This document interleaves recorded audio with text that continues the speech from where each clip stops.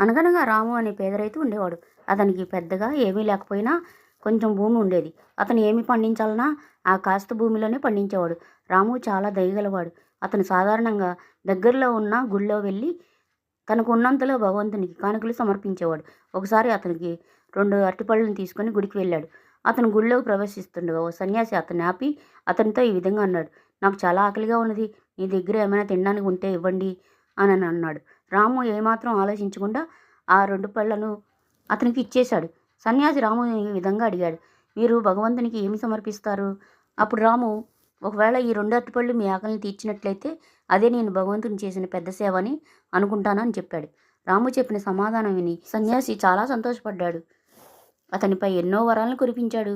అతన్ని అత్యంత ధనికునిగా అనుగ్రహించాడు. అయినప్పటికీ రాము తన సేవా కార్యక్రమాల్ని స్వచ్ఛందంగా చేస్తూనే ఉన్నాడు.